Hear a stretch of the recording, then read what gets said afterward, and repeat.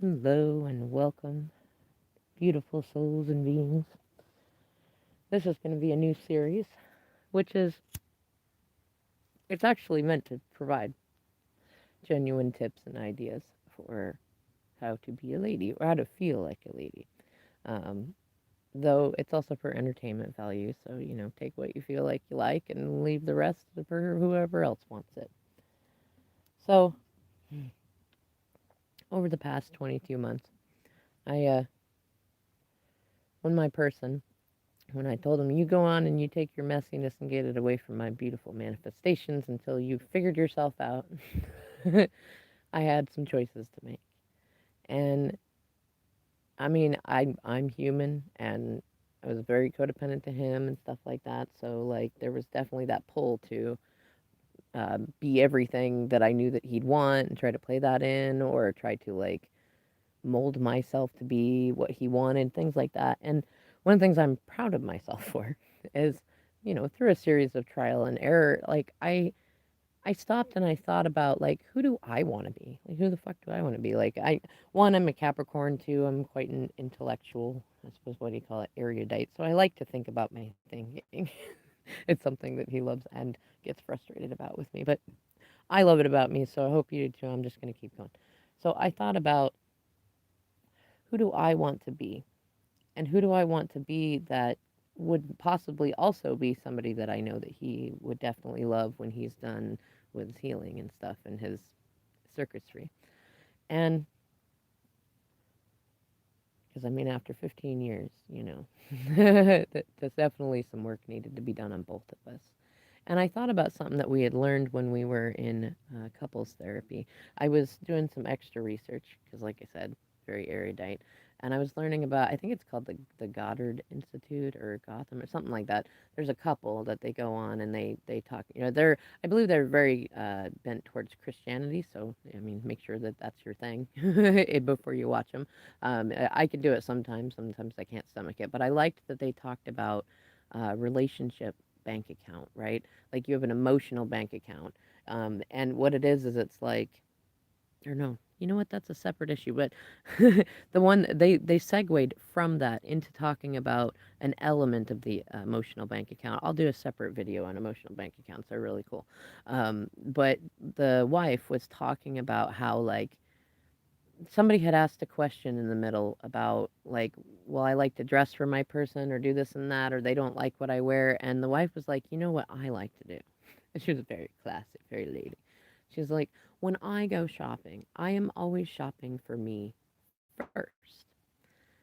I can also shop for things that I know that I already absolutely love and adore, and also that my husband adores, right? And I loved it. And she went on to talk about that, like how, she loves and she loves being able to have those moments to like engage with her husband too and be like, what do you like? Do you like this cuff? Do you like this neckline? And he's secure enough to be able to answer those questions and not be like a, oh, you look great in anything kind of person, which most men are if you are secure enough to hear it. There are, there's various amounts of stigmas and things to go through with a lot of men too in terms of like they're usually afraid of that being a loaded question, but if you're comfortable with it and you're generally shopping for yourself, even if you've got a guy that's like not going to answer that question, you can still tell when you get his eyes doing that whole like, was it that cartoon like eyes, like you know what he likes. You don't need him to tell you every time in words. So I thought about that a lot. Like we were in a position too that he's had a lot of growing to do in terms of maturity, and so there wasn't like a definite everything's going to come back together sort of thing. So I'm like thinking about it. And at the time I was 34, so I was like, or no, sorry, 33. I just turned 34 like a week after that. But I was thinking about it like, I don't want to plan my life based around relationships anymore in the way that people have. Like, I want relationships in my life, yes. Though watching my parents be codependent, watch everybody else, watching my man's guy like doing all this stuff, I was like, I would really like to not go through any more loops like that. And so I started thinking about that, like, what does my heart want? Like, if I just let my heart want what it wants, I would like to imagine that there would be a future opportunity for myself and my partner to come back together. And I know his cycles very well, and even our therapist agreed that it's likely to happen. It's where everybody got with me is that what I want? When I let my heart want what it wants, which more people should really try, it feels good. Then I'm like, yeah, I want to leave that open. So in being pragmatic, I'm like, I can leave that open and also like just go for like what the Goddard lady said. Like I'm already gonna choose what I feel like is great for me first. And then on top of that, I mean I have two kids too, so I also add on like what do I absolutely love and what are they gonna love. So it doesn't hurt me to add on my partner whether or not, that's gonna return in there. Like it just actually it makes it more fun for me because I'm like I like his particular I want to say taste, like peculiarities, taste, and things like that. So, like, it didn't hurt me. It was like I could keep going on with that, and this will be fun. And so I started thinking about the different kinds of things that I could do in my life that, like, could help me become someone that I felt better about. Because at the time, like, part of the reason that I called for the separation was like, I do not feel like a person that I like right now. We got a bunch of pirates and potatoes around us, and I'm like feeling like I'm becoming one of them, and I don't want to do that. Like, I don't want to be an all good angel either, but I don't want to go that far into the shadows. You know what I mean? And I always joke that it's like once he put the proposal up about for us on Facebook, like the Jumanji style stampede came in of like exes and toxic friends and family and stuff like that, and it was like, what do I do? Do I hold on to him and get carried away too, or do I stay back with the kids and take care of them? I chose to stay back and take care of the kids, and I definitely am grateful for that decision, though it got to a point where it's like, okay, I know I'm going to be anxious for a while. I know I'm going to think about things for a while. I'm neurodivergent, and I mean, 20 years of relationship with somebody is a long time. Talked about it in my solo therapy too. Is like, what's a realistic idea of when I'm going to feel like somewhat able to navigate my days without like falling apart into tears or like constantly thinking about what we had and stuff like that, especially because the person I was with, he's not good at closure. And like, I don't, I didn't want to go to the closure place. I know he didn't either, but it was a little challenging without getting like an actual resolution to many of the same things we experienced in the relationship because he jumped in with somebody else that increased that. So I just looked at it and I said, "You know what I would like to do since I'm going to be thinking about this anyways. I'm going to go for something that would be fun. That I would have fun with, that would make people laugh and that he would probably absolutely adore." And I started going towards being more ladylike. And a lot of this got started because I had started doing these doodles as kind of anxiety relief about he's a little stuffy that was kind of a kink toy, and so like I would do little doodles about it, just doing cute things like going through a forest or sitting in a throne or things like that. And like I started drawing Stuffy that like I mean I'd hoped that he would get one for me and give it to me, but under the circumstances I get why he didn't, and it's probably better that he didn't. But I got myself one. I called her Lady Bunny, and I was thinking about like I had met some friends that I had really leaned into while we were going through separation stuff, and it was like you know what, my femininity was really kind of ruined growing up between my mom and then how society is, and I physically look very androgynous and stuff. Plus I was a tomboy growing up. For one thing, it was more practical to be tough growing up where I lived, and for two, like it's I don't know, it seemed like boys got to have more fun.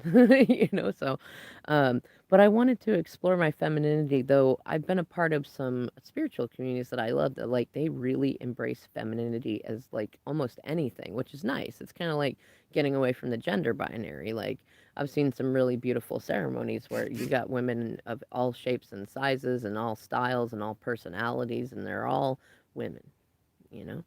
And I loved that. And I was like, I want to explore what it's like to be ladylike, like to feel like a lady in my own ways, not in like some storybook way, not my mama's way necessarily. I allowed myself to do some stuff that was more my mom's way. It was great when I walked into the house one day over the summer and I was wearing this like peach sunburst dress, and I haven't worn a dress, like, especially not voluntarily, just to wear around the house and around the yard. Like, I've never done that, first of all.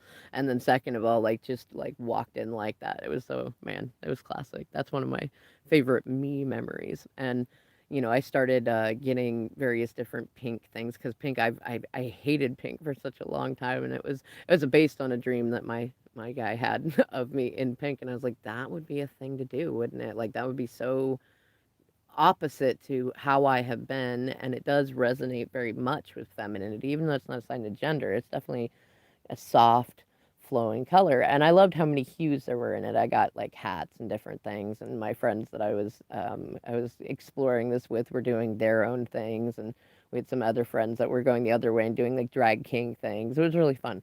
But what I noticed that you know it what I noticed is that it became one of those experiences where the more I played with being ladylike, like especially since my person had seen one of my drawings of Lady Bunny and like what should she wear, and he says, well, put her in something really frilly like your mom would have made you wear early on. So I couldn't quite go there. Like the lacy frilly stuff wasn't there. But when I got into this place where I was like, this is just fun to explore, like that's when it started to feel like I started to notice that people treated me different. Like I started picking and choosing like what is it for me would make me feel like a lady, without having to dress up like a Barbie doll or do anything like that. And for me it's more about like the classiness of it and being graceful, like being elegant but also like being able to hang with the guys. I know a lot of gals that like they might be very very classy and stuff, but they're, even if they have their own bad girl side, they're not typically very good actually hanging out with the guys. And it's one of the things I value about coming on and doing videos like this, because I can come in from a place of having genuinely been like I was the chick that the guys came to for relationship advice. Like I still had that. Like I have a lot more women that do now because I got into embracing my femininity and being ladylike. But before that, it was typically the guys that came to me for relationship advice because I was, I am a lady, but I also hang out with the guys, so I could offer that. And now I can kind of offer a little bit more balance on both sides. And just to give y'all a caution, like I'm still exploring a lot of the ladylike stuff. And I'm going to go from a space of just enjoying the freedom on this channel to just share my versions of it. So I'm not challenging anybody else's versions of what it means. There are so many beautiful people who have different ideas and things that you could explore on your journey to figure if you decide to explore being ladylike. And that way you can put together something wonderful and new and maybe come on and do your own video and we can listen to it and decide if we want to be ladylike like that too. So here's the thing in the title. I put, don't settle for less than you had. And this came up as an idea because like I was thinking about something like when I was posting on Facebook and stuff, and I was just kind of like releasing things. Like they say sometimes if you just speak it or you type it out to where other people can read it, it takes the power of it, right? And it's part of something that I've been doing that also became a bit of my own pirating that I think Spirit is using to do various different things. I'm not fully sure what, but in any case, one of the things that I said in a moment of feeling was like, one of the hard things is like I'm open to dating. If I follow my heart on it, I'm comfortable being on my own. I like being in a place where I am, regardless of the 3D stuff that my person's doing. Like I don't require the relationship. I want it, that I don't require it. And I'm happy like exploring things, but I do get lonely sometimes. And like mostly just like the conversation. I realized like when I sat down and like looked at what is it that I really like about my person, and like okay, there's some qualities that I could find in others. I'm not going to find a match to him. He's irreplaceable and incomparable, and so I'm not going to find another him. I know that. Though I was looking at it, and if I look at it realistically, like he's a really great fucking guy. Though I mean, what everybody's told me, including him, is that I'm apparently very high caliber, and there are definitely, I wouldn't mind experiencing something to where it is a higher caliber relationship. Though because I have generally a lack of motivation to explore it, I've only gone on and off in moments that I really either really just wanted a distraction, and then I'm like, I don't want to be on here if I'm looking for a distraction. That doesn't feel very ladylike, you know? And so my interactions with people both in person and around are like, I'll give people a good chance. I really am. I'm somebody like I'm open to all sorts of things. Our therapist often said like he's like you're the least judgmental person I have ever met. Like like you're open to so many different things, so many different dynamics, so much, and like you really actually mean it, which is like odd, but it's good. And I'm like, I know, right? In any case, I mean, I've been open to exploring things, though when I get into like a conversation with somebody, like there's been a couple of them that went a little further. That's how I got to learn a little more about the ladylikeness of myself. And it's like, I'm open to stuff. I'm just not going to step into something that is like less than what I had.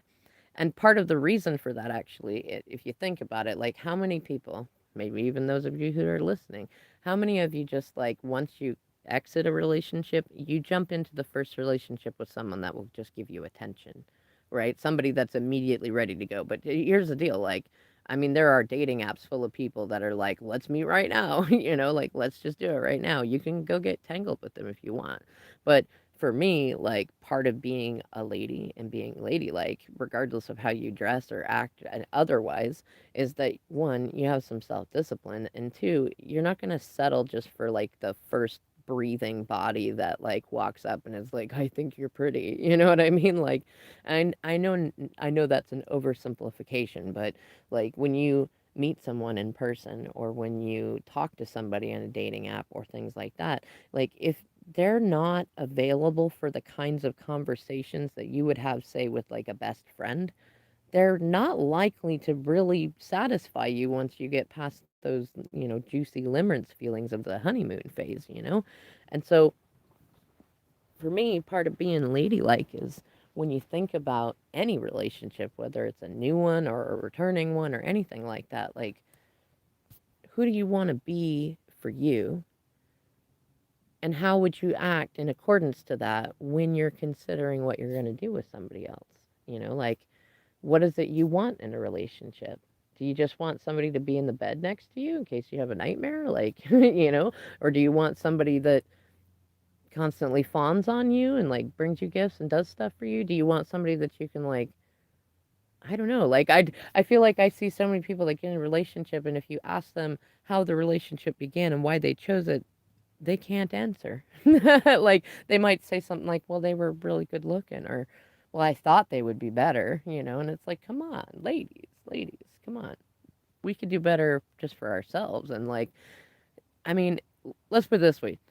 I could sit all day and say, "Do you know how attractive that guys have shown me that they find me regardless of if I'm wearing a backwards hat and a nasty old sweater or if I'm out in one of my newer slimmer dresses because I have a ladylike energy about me? Like I'm cool and I'm a lady. Like that's double in there. That's why I like being wickedly divine feminine. Like that is my energy these days.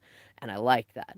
And like that is very cool and very attractive. Though, do you know how it feels to be someone who is in that energy? Like, I'm coming from a space to where, like, feelings, growing up, feelings were not supposed to be felt. If you felt self love, it was considered conceit and stuff like that. So I know that I already have a naturally hypervigilant nature to not be conceited. So I let myself feel the rewarding feelings of the work I've done. And, like, just going through and doing simple stuff like what do I want in a relationship that's not like a big long list of crazy deal breakers. I've done that too in the past before, not just with relationships, but like BDSM sort of like subs. Like I want this and this and this and this and this and this, which I do suggest you do a list like that. Just don't use a list like that. That should be cathartic. That should be like something you do to get out like you know what? I do deserve all this. And then let's get realistic. Like, yes, you do deserve all that, though you also deserve not to be an uptight person, you know? And so it's good to go through and say, like, what kinds of things, am I open to in a relationship rather than like, what do I want? What do I demand in a relationship? What am I open to in a relationship? And then in getting back to the title, which Cabot trails with what I was saying earlier, like think about like who's the best that you've been with in terms of relationships. If you've not really been very metacognitive, meaning you think about your thinking before you do something. So your relationships have typically just been whoever the first one was that you were like, ooh, yummy, or like, oh, they like me, I'm gonna keep this one. If you've not really thought it through too much in the beginning, I don't want you to stop going towards your feelings. I want you to follow your heart. I just want you to think about it a little bit more. So think about what are you open to, okay? Don't be going around being like you go to the bar or the mall or whatever and you're like I'm honing in on the one that I want, right? Or even on the dating apps, like when you go into it with a vibration of these people have to meet my deal breakers or they have to look this way or do this thing, you actually limit yourself and you end up calling in somebody that is everything that you're not looking for. So this is definitely, for you first. You should be in a space where you're like, you know what, I'm open. I'm open to guys who have like any color hair, and I'm open to guys that work any kind of job. Or like when I thought about this stuff, it's like, you know what? Like younger me was very bohemian. Like, oh, anybody, I'll live in a box on the side of an alley with anybody, right? Long as it's romantic and fun. I got 2 kids now, and I got a whole circus of other stuff still going on with my old person. So I was thinking, if I was to date someone, first of all, I'm the kind of person that you're gonna have to know all of the circusry going on before I will accept you consenting to any sort of dynamic with me, because that also makes me feel ladylike, and it makes me feel like a good person that I'm not deceiving anyone, which is another, what is it? Hashtag why I'm really still single. But that, when thinking about it though, it's like I would want a partner that can meet me financially in a good place because my former partners were not mature very well with money, so to varying different degrees, and I've had my own challenges with that.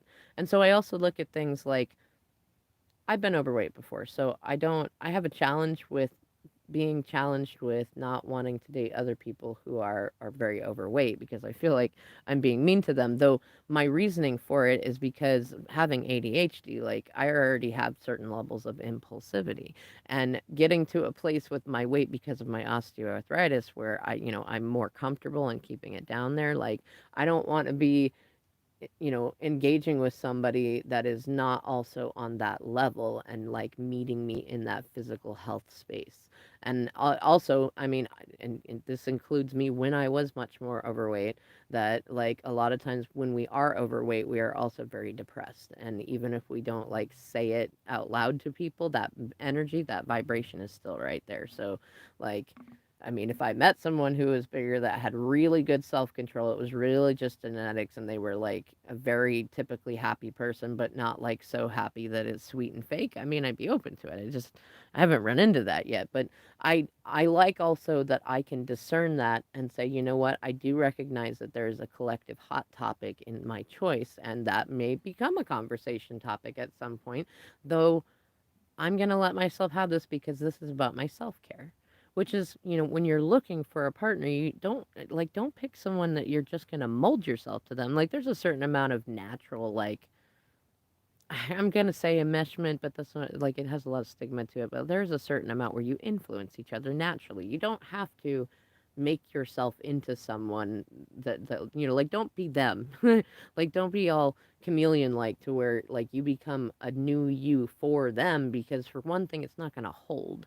Like the real you is gonna come through all the time and you're gonna spend a lot of time like battling yourself to stay the person that you molded yourself to be for them and then finding you don't really like being that person and then you know what I mean, it keeps going on. And I might point out that's not very ladylike. Mm. And so like you really want to think about like who's the best of the best that you've been with. And really if you're in a space, I'm going to say this, ladies, if I can't ask you that and you can say, you know what, it was this one or that one, and for this reason or that one, if you can't tell me something positive about each one of your former partners, even if they were really abusive, like if you, for you, if you cannot tell me something positive about each of them that at least explains the reasons that you felt it was worthy of staying, because everybody's got those reasons, then you got some healing work to do in there. Because it should be a pretty, like, if it's a touchy topic still to talk about your exes, you're probably not giving yourself closure there. I really shouldn't be worried about relationships in general. But like this, I'm hoping that this sort of video is a little more helpful because I do other ones that are like you're not ready for a relationship. But this, going towards being ladylike for me was actually very therapeutic. While I was, I was like, I don't want to do relationships the way everybody else has been doing them. Like whether it's back to my other person or whether it's with a new person, I want to do something different. And so I started looking into the ladylike thing and thinking, a lady has standards. A lady has rules, okay? A lady is not, but for me, like a lady is not inflexible. I know typically when I used to think about a lady, like I'm thinking, oh, I want to say, what is it, Anita from 101 Dalmatians? I think that's the first thing on my mind, the lady, right? And then I don't know, like I'm thinking, like the picture in my mind is like Victorian women. Like that's the image that I get in my mind when I think about what I used to think about what a lady was. Though for me, like a lady these days in 2021 is someone who has good, they're like emotionally secure. Like we're not in a rush to go and jump into things and we're comfortable, like if something moves our way, but we don't need to go and hunt everything. We can. I think that a lady can definitely be a huntress when she wants to be. Though most of the time, I would say to qualify for what's in my mind a lady, you don't need to. You allow things to come to you. You allow people to come to you. You allow stuff to come to you. And you don't like ladylike energy to me is feminine energy. And it's that flowing energy that, like, masculine energy goes to get things. Masculine energy goes and fixes things and does things right like that. There it reminds me of what is it? There was a time over the summer that my guy came over, and my vehicle was not working yet. It was the headlights, and I laughed because he'll get into fixing it, but he's got to have a gruff attitude or something like. But he said something like, "Why haven't you gotten this fixed yet?" And so, I mean, the door was open, so I walked through it, and I was like, "Cause I was waiting for the universe to manifest me a handsome man to come fix it for me." And then, he laughed, and see, that's what I mean. Like, that's ladylike, right? And oh man, I got to do a different video about that one. We'll talk about like ladylike energy a little bit more. But for right now, let's stick to the energy of don't settle for less than you had. Okay? Like in looking at the progression of the people that I've been with, generally, I have progressed. Like, and when I talk about like don't settle for less, let's be clear. You can determine for you what that means. As far as what I am talking about here in my videos of how to be a lady, what I mean is don't settle for less emotionally. Okay? Like you could find plenty of guys that have all of the emotional connection abilities. They're emotionally stable that you want, but they might work a blue collar job.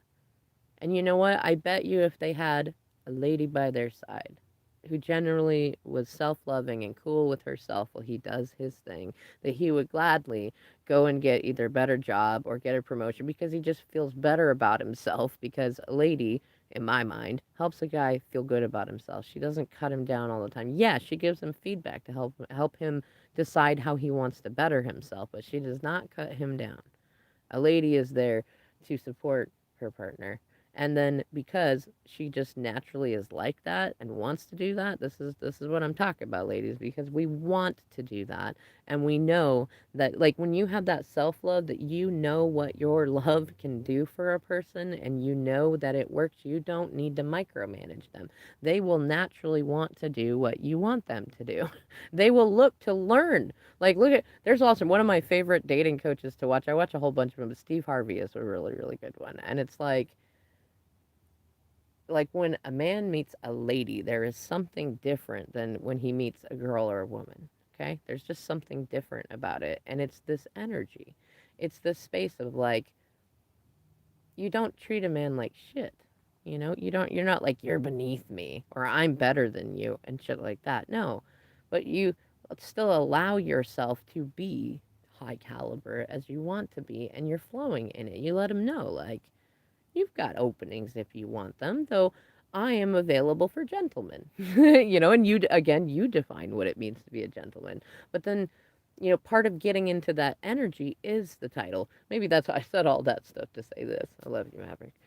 Like when you get into that space where you're like comfortable that you know where you've been and you're in a good space of being open to most anything that might come your way that meets at least a minimum standard that you are not going backwards from where you came from. You know what I mean? Like that for me has been the easiest way to indicate too if one, how ready am I to be out there and dating or looking at any dynamics? And two, like, is the person that I'm meeting like are they the same as what I had? Are they less than what I had? Or are they at least a few steps a little bit better than what I had?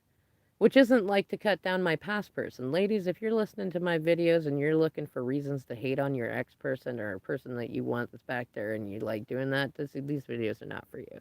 It's not to cut anyone down. Like, it's because I do deserve that. And also, I'm very erudite and I like to explore the challenge of something a little bit more than the last thing that I had. You know what I mean? And so for me, it's about the relationship. It's not about being more than the last man I was with. It's about can I hold space for it have to, well, for, I think most people in life, we have to have somewhat complicated relationships. Like, I like the idea of having a relationship that starts out honestly and having positive negotiations put in there, like where you're aware of what you're walking into. Everybody's got their own circus. Everybody's got their own pirate ship. Everybody's got a bag of potatoes they carry over their shoulder of stuff going on with family and friends and things like that. We all have our stories. So it's like that's one of my main indicators when I'm like say on a dating app and I'll be like, "So tell me about your family drama," and like cuz that's me cuz I feel like that's very ladylike. It's fun. And a lot of them will be like, "Oh, I have none." And I'll be like, no emotional baggage? No, none at all. And I'm like, well, that actually freaks me out. So thanks for talking. And well, and I've had a few of them be like, wait a minute. I guess I do. I have a baby's mama and something like, and I'm like going, nope, you already lost your chance. Have a good day though. A fair amount of them be like, but wait, I didn't realize you're actually kind of a person over there. And I was like, that sucks. See you later. Like I think I've had more fun. I'll probably do some stand-up comedy about some of the adventures in dating apps if you're doing it more for the it's kind of like what is it? Like I'm open to dating, but at the same time I'm looking at it like this is more amusement, kind of like I would play Farmville or something like that. Because if you got people that are coming at you that are not being respectful from the get-go, it's likely one, they're not respecting themselves very well. But I'm not gonna like go further into a conversation like that already starts out in a place where I'm settling for what I had.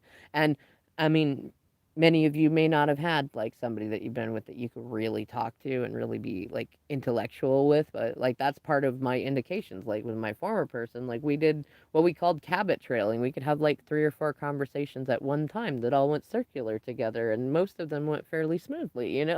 And so like I don't have to have that exact thing, but I'm certainly not going to settle for somebody that's not going to assume from the get-go when they're meeting me or messaging me or doing things like that I'm like not a real person or not going to be different than the other women and stuff like that. And it's been very amusing the amount of conversations that like I'll give a little and then somebody will get disrespectful and then I'm like, okay, this is done. Like it really helped me with detachment a lot actually to be like, nope. And how many of them were guys that were like, wait a minute, like but all the other people we talked to are catfish and or bots or they're not real. And I'm like, well, that sucks for you. Maybe you should treat people a little bit better when you first talk to them, or maybe you should wait just a little bit longer before you start saying, hey, let's go do this stuff. Like, and on top of like how attractive it will be to any potential partners that you might actually be like, yeah, you know what?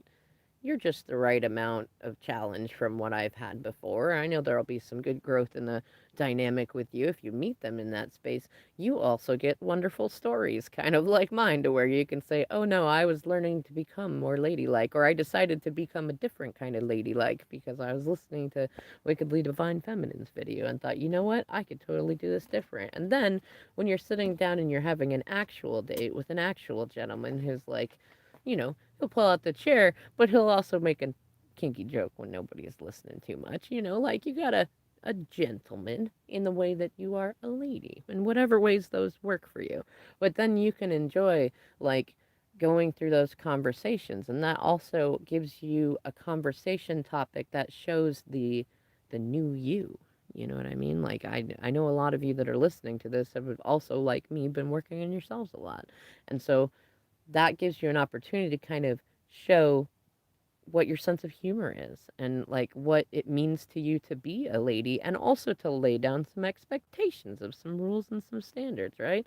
I recently went on a trip where I it wasn't a planned trip, but I ended up somewhere, and I would say somewhere. I ended up in Idaho, and I'd seen some friends along the way, and I'd stopped a fair amount of places. And there was like two places that I went to where like some guys approached me in the way that like I can't even say I don't like it. I do like it. That's the weird thing, but I also recognize it as trouble that I don't have space for in my life right now, as to where, they'll be kind of good old boy, and they'll go right for the immediately the eggplant talk and jokes of things like that. And had one that he was he had helped me with some laundry earlier, and so I was not trying to be like straight up dommy with him or anything, but he started getting into it.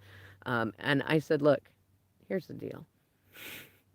I'm not saying that I've never, gone towards those boundaries or am completely uninterested, but I am a lady, and there won't be any interactions with me, including this joking, if you are not a gentleman around me.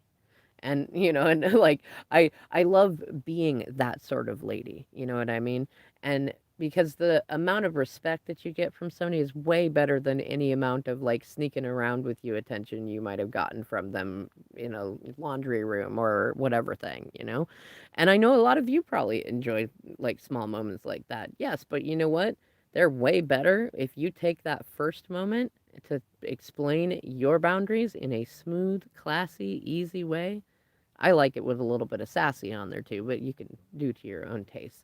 But when you are firm with you, that you won't settle for less than you had, because you deserve to have a wonderful, juicy new experience, because you deserve to be able to challenge yourself in that. You see what I mean? Like, don't go forward into things going, well, everybody else hurt me, and so I'm going to do this, or I'm going to get someone better than you because you were not good to me. Like, that's not a good energy to start anything in, ladies. Like, it's really not. And it's not ladylike.